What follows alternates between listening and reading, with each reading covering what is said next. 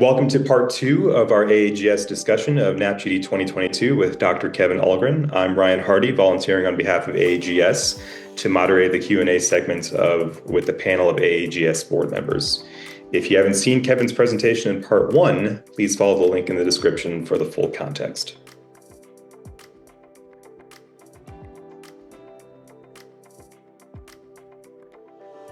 Move on to questions from the panel.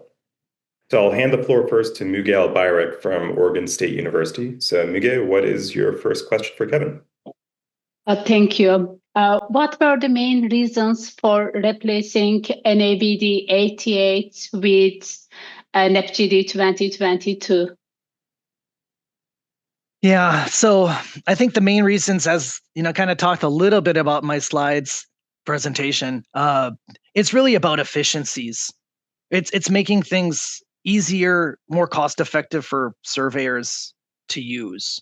And so what does that mean? Well, everybody has a GNSS receiver in their vehicle these days. Most surveyors, obviously, I think probably nearly all surveyors have a GNSS receiver that they have access to.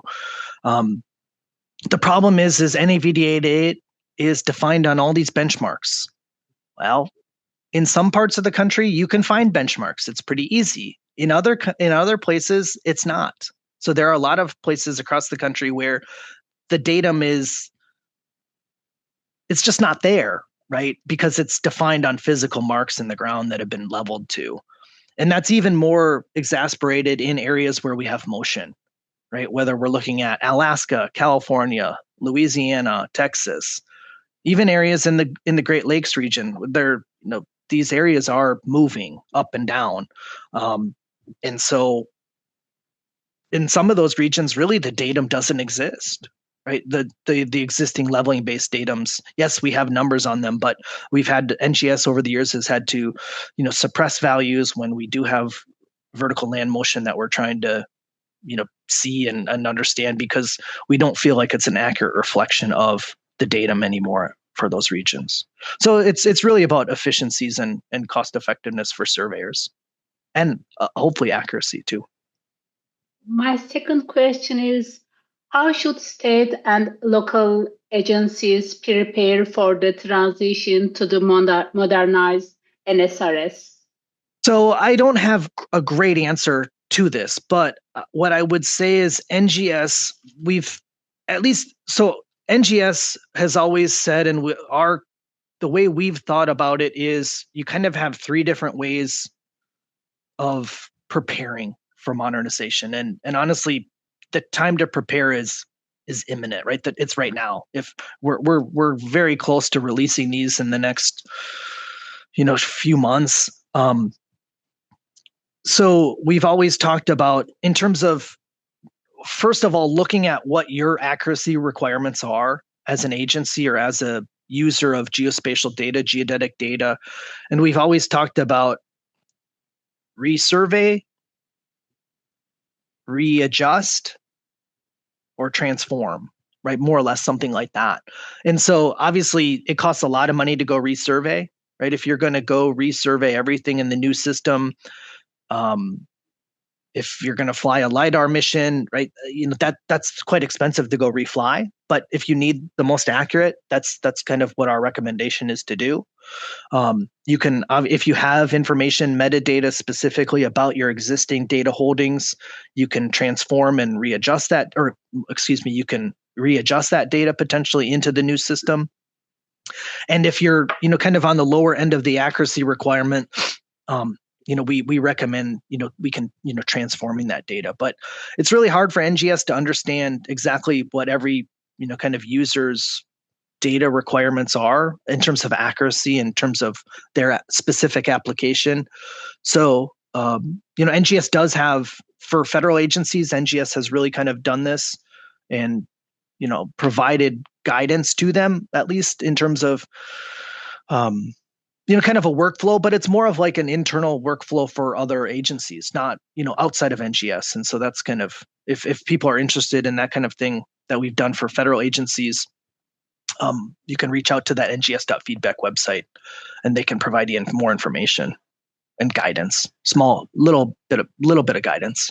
My final question is, could you explain how GEOID 2022 differs from previous GEOID models such as GEOID18 and EGM2008?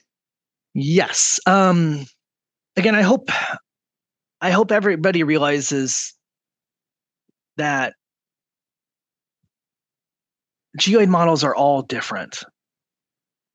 And so there's an entire, website devoted to global geoids called the International Geoid Service that's within the International Association of Geodesy. So you can find geoid models all across the world. Models like EGM2008 are very, very good global models. Models that we do at NGS, like GEOID18, like this new GEOID2022 model, are region focused, right? So they're for a specific region. They're not global, but they're close to global, but they're not global. They're regional geoid models. And so they're all different. They have different. We talked a little bit about W0 values at the beginning. Basically, where the zero is defined, they have different zero values. They have different assumptions with them. They have different data sets that have been built into them. So, if for people that are really interested in knowing what differences are, again, you have to kind of do a side by side comparison. But just because something's called a geoid model doesn't, it's apples to oranges at some level. So for GEOID18, and I want to highlight the difference between GEOID18, which is currently used at NGS in the current NSRS, and GEOID2022. They're very different models. GEOID18 maybe shouldn't be called a geoid model, right? It's a hybrid geoid model is what NGS calls it, right? That hybrid geoid model is truly, it's a bridge between two different datums, right? It's a bridge between NAVD88 and NAD83. And so that geoid model has been, GEOID18 specifically has been, let's say, morphed to fit those two datums geometrically in NAD83 and orthometrically, or the orthometric datum for NAVD88. And so GEOID2022 is much different than that, right? GEOID2022 is really a purely gravimetric. It doesn't have artificial things that are from the other datums themselves, because it's not trying to be a bridge. It is actually the datum itself. So it's a very different, even though we call them both a geoid, those two things are very different. Our hybrid geoids that NGS has done for many, many years, and then this new gravimetric geoid. Thanks, Kevin, and thanks, Müge, for your questions. So next up, we'll have questions from Karen Meckel. Karen, please go ahead. Hi, Kevin. Hi, Karen. My first question, what role did GRAV-D project play in improving GEOID 2022? Yeah, so I showed the maps in the slides, and GRAV-D is, I guess let me back up even a little bit beyond that. Before GRAV-D, one of the things that happened that at NGS is people 20 years ago were looking at all of our gravity data holdings, and we're seeing these systematic differences, right? Because the gravity has been given to us by different sources over 100 years. We don't really have any control over them. It's the data that's basically been handed to us, and we can't replicate what those problems in those data sets are necessarily. And so GRAV-D really allowed us to almost, I don't want to say like level those data sets, but it lets us have this really consistent gravity field for North America and for the US, because we did everything the same. It was up to, kind of using this very, very high quality control standards, where if various flights weren't good, or if there was some problem with the sensor or the aircraft, at times they would refly it and throw that old data. We wouldn't use that old data. So it really provides this consistent basis for our geoid model. At And again, it's not at the highest resolution. It's flown relatively high, at roughly 6,000 meters. But again, it provides us that really solid foundation at medium wavelengths at the mid ranges of the geoid model. And so that allows us to kind of have, I would say, the strong foundation of it, right? It just like we have satellite data from GRACE. GRACE is kind of the GRACE and GOCHE are the two satellite gravity missions that have been flown in the last 20 or so years. They provide us, a really solid foundation of those long wavelengths. But GRAV-D really got us closer to the Earth, literally, and provides that solid foundation, at least for North America. So I hope that answers your question on that front. Oh, certainly it does. Okay, question 2. The presentation showed significant regional improvements. So which regions still need additional data collection, and how can local partners contribute? As you showed the Carolinas, I would have thought you would have shown the Rocky Mountains. Yeah, Karen, that's a hard question, and it's hard because, what do we want? How accurate do we want our models? They can always be more accurate, right? We never get to zero, right? You never get it to 0.00001 centimeters or meters. It never will. So we need to just, we kind of need to just set targets or thresholds in terms of, we think this is accurate enough with the current positioning applications. And so again, that's where for a long time, we've maybe thought even globally, we thought a 1 centimeter geoid was the target, right? Everywhere, if we had 1 centimeter accuracies, I think at NGS, we're getting close to that number when we look at some statistics and things like that. But it's all spatially variable, right? We're not getting 1 centimeter everywhere. And so what we can do is we can look at places where we're not hitting this 1 centimeter, and we can say, okay, so where can we go and get that? And honestly, the thing about this North Carolina region and why it's not even in the Rockies is typically where we have uncertainties in general is, yes, we have high uncertainties in the mountains, but we also have high uncertainties in areas where we have steep slopes in the geoid, right? Where the deflections are high, or where the variability is kind of pretty steep in the geoid itself, and where it's not sampled well enough, right? It's kind of a classical math problem, right? If you have a really steep slope and you're not sampling it that well, you don't predict it that well. And that's what we're seeing with this geoid.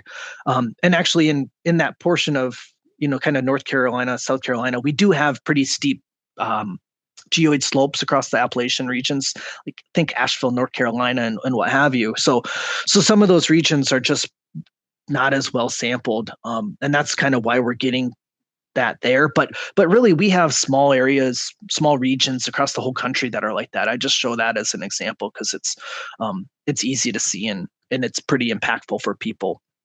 But so you will see the same thing in the Rockies in places. But I think the more important thing is we're not trying to say, let's get new measurements, ground measurements across the whole country. No, we're just saying, let's go look at, say X number of, kind of high impact regions where we can focus efforts on. And that's the biggest thing. And so where people can help, again, we're starting to think about how we can help DOTs mainly, but it could be any other groups that have access to, obviously you have to have access to a gravimeter or thoughts of buying gravimeters, but, various universities, geophysical departments, geological departments in universities have gravimeters. So it's not unheard of to think about maybe we could, extend that to university partners. But again, we're seeing, pretty good buy-in from state DOTs at the moment with some of that. And I would like to see that expanded a little bit, but again, it takes willing partners. There's really no funding to do anything with that at the moment. It's really just a shared interest to have more precise and accurate geodetic information, right, and geodetic models, which I think a lot of people realize is important. So, that's a long answer, but it's a complicated scenario. But I think we're making small strides, and I hope to see more improvements in the years to come. So thank you. My last question. How will NAPGD 2022 affect existing benchmarks and historical elevation datasets? So let me just kind of say, if you're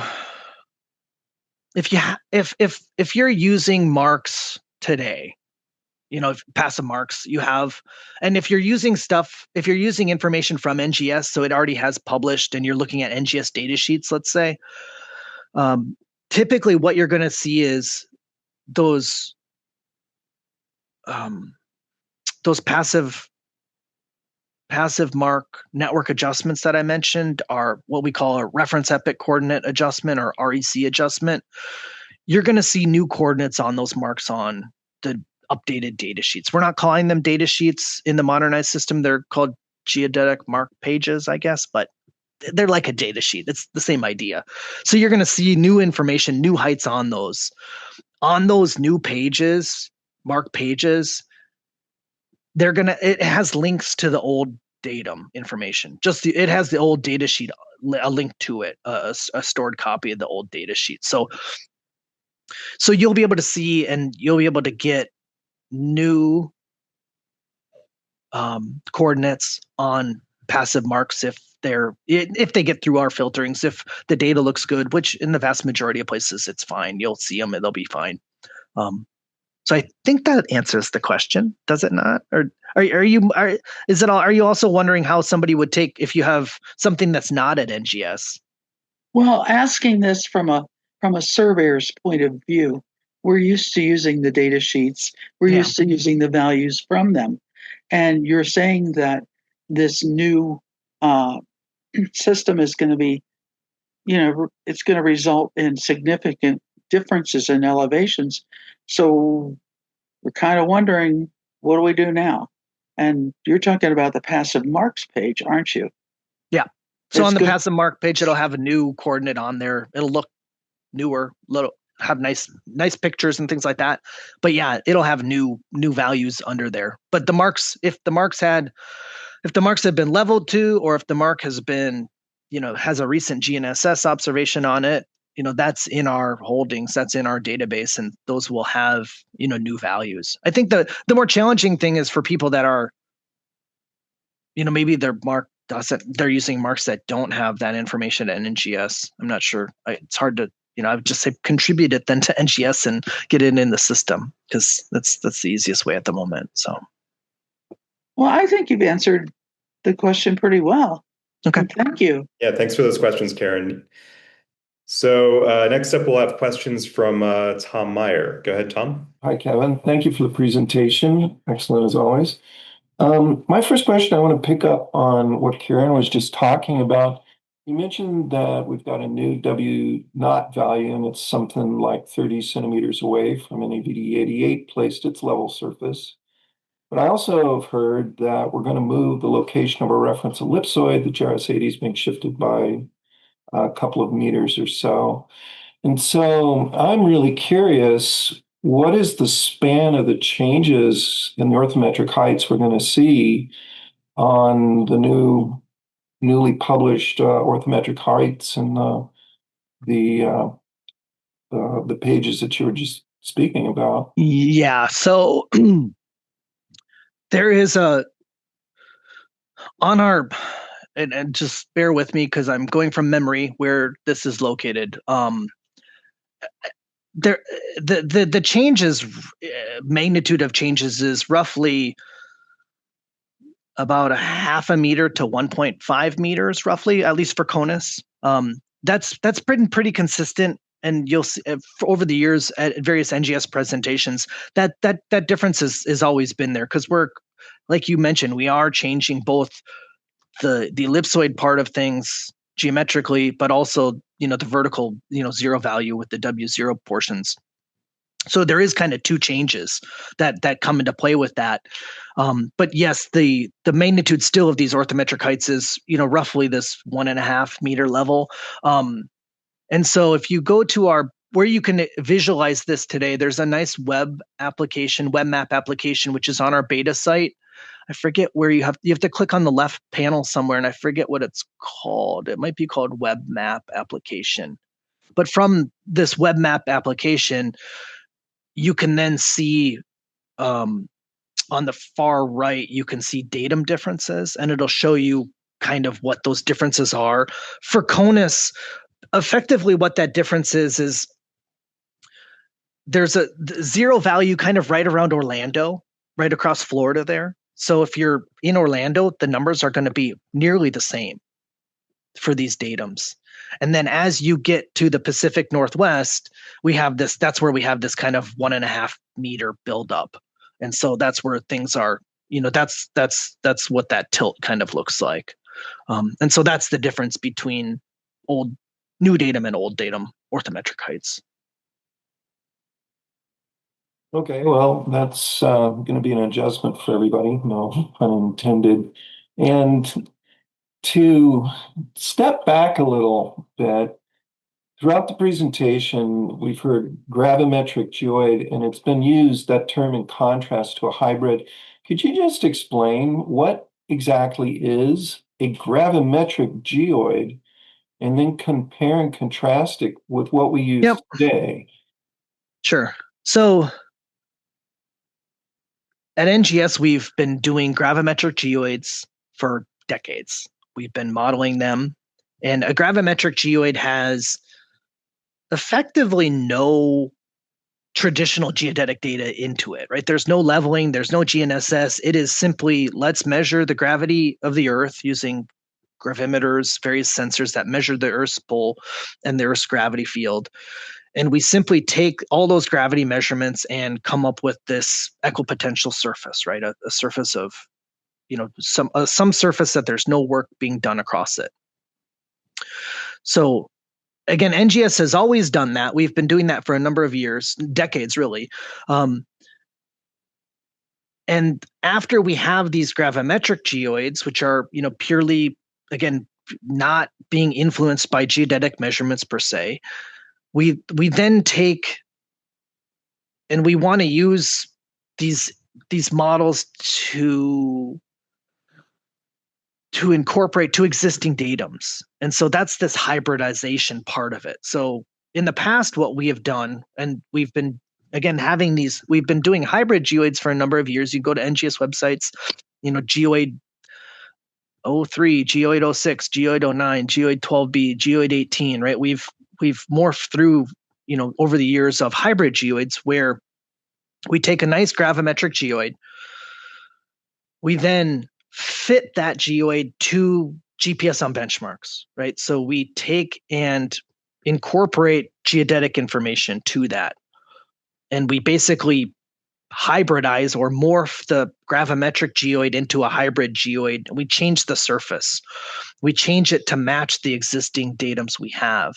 And so I mentioned the term bridge, but before, to describe this hybrid geoid, but really our hybrid geoids in the past have been, they're a way for us to really allow surveyors to access NAPGD2022 through GNSS, through GPS. That's really what they're for, right? So if you measure something in, with a purely GNSS survey, purely geometrically with, in this case, NAD83, you can then take and use a hybrid geoid to get exactly to NAPGD2022. Maybe not exactly, that's maybe too strong a term, but you're going to NAPGD2022, right? So that's why I say a hybrid geoid is the bridge between those two geodetic datums. It's not defining the datum, it's just it's an access point, so to say, between the two datums itself.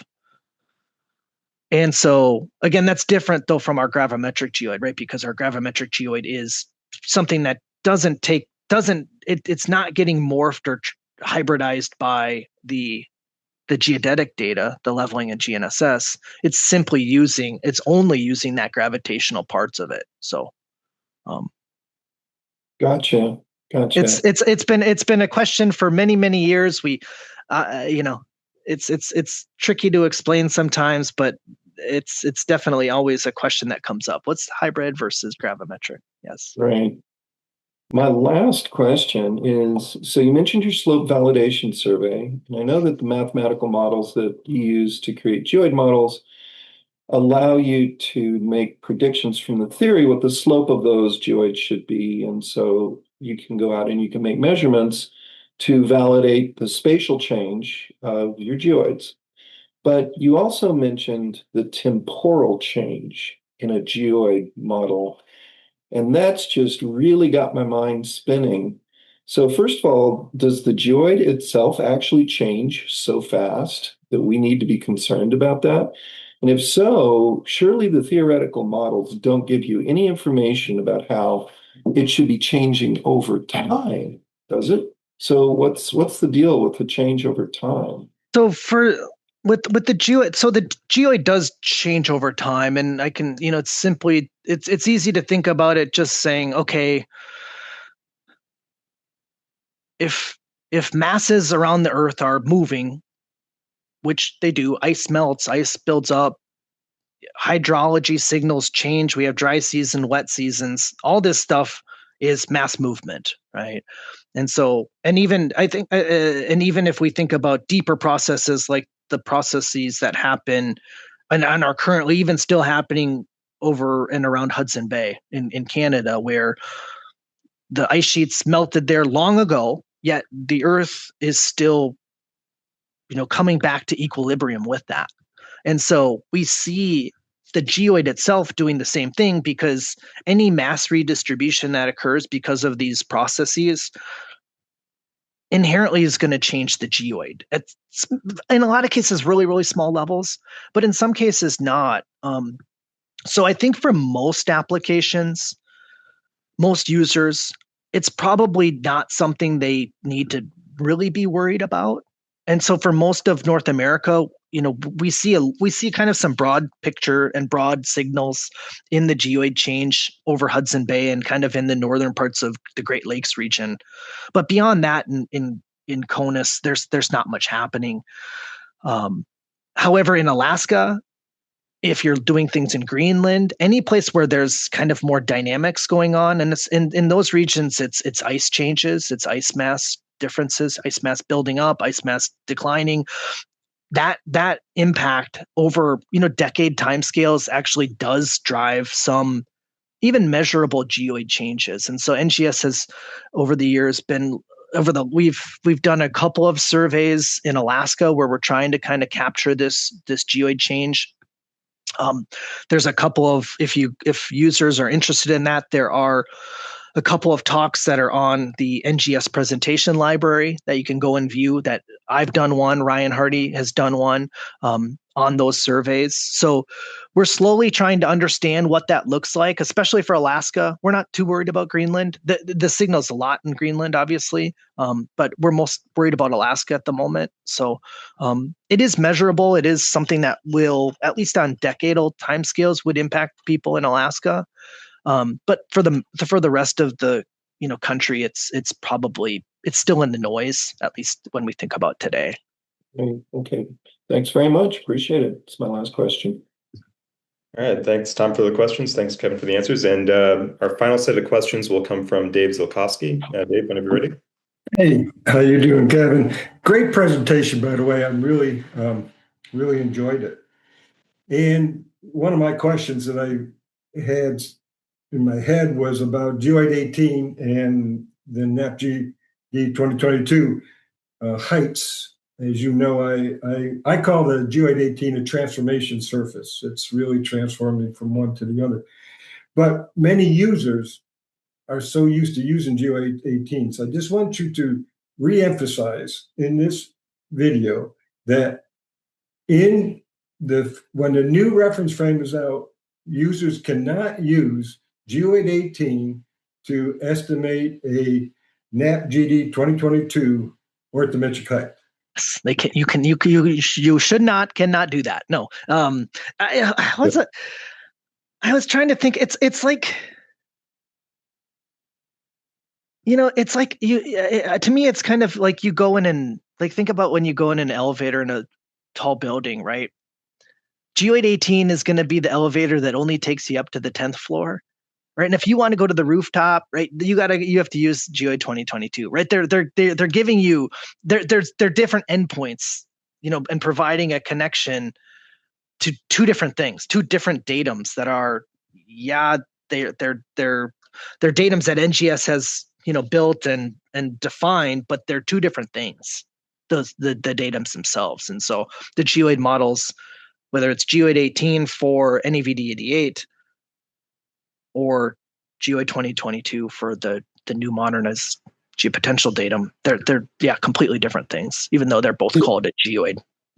I'm really excited about you doing the national leveling adjustment, because when I worked for NGS, I was the NAV88 project manager, and so I was responsible for that adjustment. And so it's exciting to see that you're going to actually readjust it.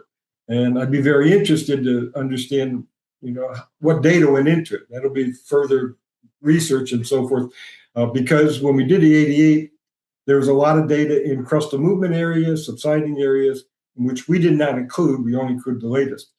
But the question I have is, if I'm understanding it correctly, you're including all of the leveling data, and I assume you're handling outliers in some way, so that every benchmark that was previously published in NAVD88 in probably NGVD29 will have a NAPGD2022 orthometric height. That was a lot of different acronyms, but I'm careful to say not okay. Like it's not, it will never be 100%. Of course not, because as you mentioned, we've done our best to go through and clean the data up, looking at where things don't fit, outliers, where there's, just discrepancies in the levels as the observations have been done over the years. So I hate to say, if you have, inevitably there will be some mark that we throw out that it's just not, we just have determined there's some reason that we can't stand behind the number on there because of the observations that are, used on that mark. So, but yes, in general, if you have an NAVD88 height today on a mark, it's very, very, very likely you're going to get a new height on it in the future. But so a couple of things that we've done just generally with this adjustment. We've done as much data cleaning as we can. It's never going to be perfect.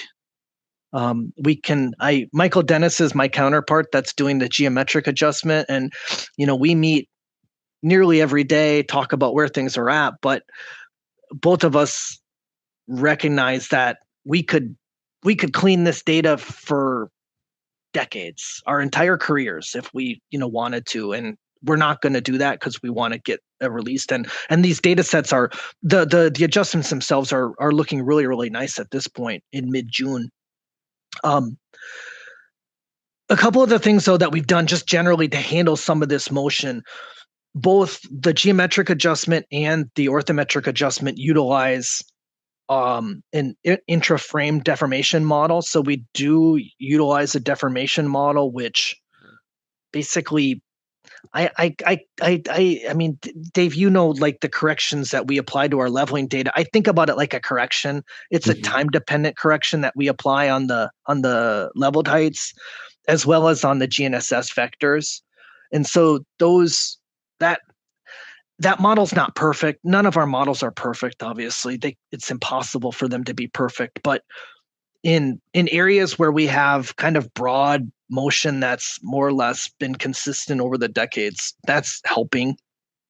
That information helps. So we do try to do that, but obviously in places where the motion's more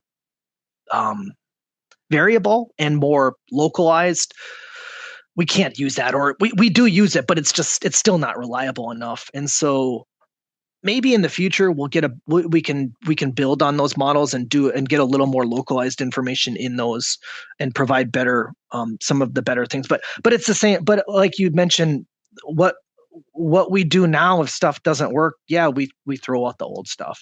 That's what we're doing, the same thing as you did 40 years ago. Yeah, exactly. So it's like a bowl of spaghetti. Yeah. So another question, and I think you addressed it. We talked about the geoid uncertainty, and the reason I bring this up is because one of the issues I think will be important, and this is what happened with the NAPGD2022, is FEMA, flood insurance, and FEMA elevation certificates. So there's a couple things. One is I want to make sure that people understand that your uncertainty that you're shown in that diagram is a 1 sigma, and so, which is fine. But most people that when they talk on your data sheets, you talk about 95% uncertainty, which once again, it's all fine. I just want people to understand that you're saying it's 1 sigma. And then if people are going to use the, say, Opus to get a orthometric height from Opus that's consistent with the floodplain, they got 2 things to go. One is to get to your NAPGD2022 orthometric height, but then you have to get that transformed back to NAPGD2088. So I'm wondering how, and if NGS has thought through the process for FEMA, of what's the final accuracy value you're going to give if you do that. FEMA maps say you got to know it to 1/10 of a foot, 3 centimeters. So do you have plans, and have you been working with FEMA on this? I don't believe we have. I'm not sure about our collaborations with FEMA, but not that I'm aware of. And I'll just start by saying, Dave, this is a place where I think it makes sense for professional organizations like AAGS, like NSPS, and to kind of maybe come up with best practices to how to do this. Because again, I don't represent FEMA. It's hard to talk to anybody over there. It's hard to talk to people at FEMA that understand what this is and what it means for changes. And as I was kind of looking at the flood certifications, elevation certificates, I thought it was interesting because I saw the same thing. It says 1/10 of a foot, but then in Puerto Rico it says 1/10 of a meter. Right, which is, I'm like, well, this is 3 times different here. So maybe, I mean, that's a lot easier if you're saying 1/10 of a meter versus 1/10 of a foot. So that's where it's kind of like, I don't even, maybe FEMA doesn't quite know what they're asking, and maybe that's where AAGS and other groups like it could come up with guidelines and best practices for how you do that. But I have 2 thoughts, just kind of briefly, and again, I don't do these certificates. I'm not licensed to do these certificates, but my thoughts on the Datum side of it is that if the FEMA maps are still going to be in NAPGD2008, which they will be for a while, right? Yep. It's maybe still advantageous to do and utilize the information of NAPGD2008 that's going to be provided on the old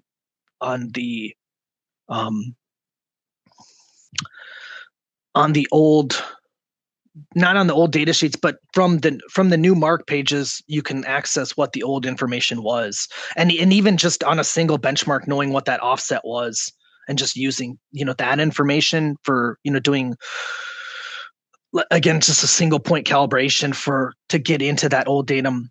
Because again, it's probably pretty similar to surveyors all across the country today, going to different datums from their local jurisdictions. Not everybody's using NAPGD2008 even, right? Some local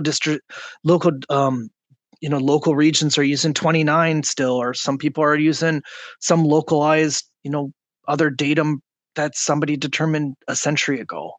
And so it's not all that different to me than that, but it is challenging, and I get it is a challenging problem. And I would maybe stress that this is where one opportunity where professional organizations can, kind of help out with the technical side of it, how to actually do it.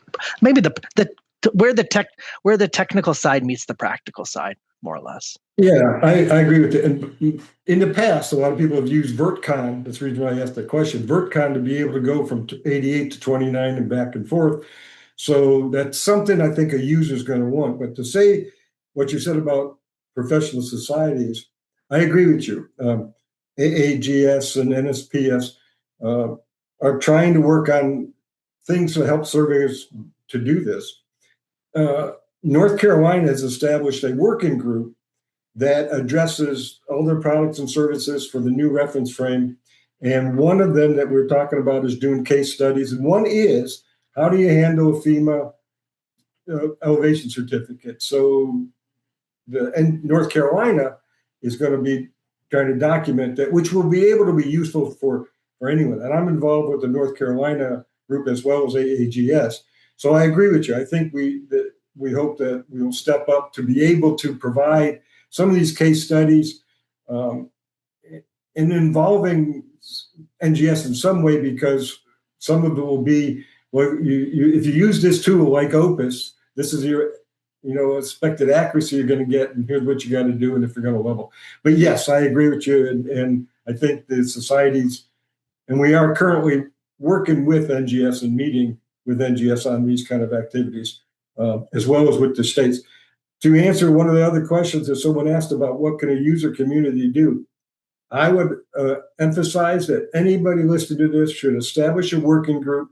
If you're a DOT or any state agency of a GIS, establish a working group now of all these individuals that are going to be affected by geospatial products, because there will be a change. And that's what North Carolina group is a variety of people, geospatial experts, surveyors, photogrammetrists, engineers, everybody that's involved. So I would really emphasize that they establish this group. And as well as look on the websites. North Carolina will eventually have a website for this working group that will be useful to other individuals. So, a great presentation. I think this has been very interesting. I've really enjoyed it. And thank you for taking the time, Kevin. I know you're busy. Thank you. Well, thank you, Dave. Thank you for inviting me, of course. No, I'm happy to help and happy to present. It's exciting times. Change is always exciting, always a little nerve-wracking though too. So, excellent points, Dave. Yeah. So that concludes our Q&A, and I want to thank our speaker and our AAGS board members for these great questions and certainly a great discussion. So once again, if you've found this presentation useful, entertaining, interesting at all, please give the video a like and consider subscribing to the AAGS YouTube channel and following AAGS on LinkedIn. AAGS posts geodesy educational content, job announcements. It's a great way to stay connected to the geodesy community. And our YouTube channel has a number of great geodesy and geomatics presentations like this one. So I've been Ryan Hardy for AAGS, and thanks for your attention and have a great day.